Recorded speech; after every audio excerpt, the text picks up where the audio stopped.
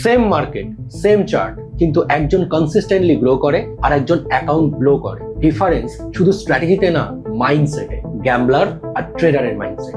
মার্কেটে অনেকেই ট্রেডিং করতে আসে কুইক মানির আশায়, কোনো প্রপার প্ল্যান ছাড়া র্যান্ডম এন্ট্রি নেওয়া, লস রিকভার করার জন্য লট সাইজ বাড়ানো আর ইমোশনের ওপর দাঁড়িয়ে ডিসিশন নেওয়া। এইগুলো গ্যাম্বলিং মাইন্ডসেটের সাইন। গ্যাম্বলার সাধারণত মার্কেটকে ক্যাসিনোর মতন ট্রেড করে, যেখানে হোপ আর লাকের ওপর বেশি ডিপেন্ড করা হয়।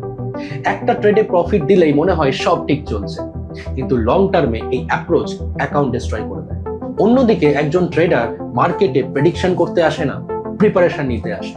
সে জানে প্রতিটা ট্রেড উইন করবে না, তাই আগে থেকে রিস্ক ডিফাইন করে রাখে।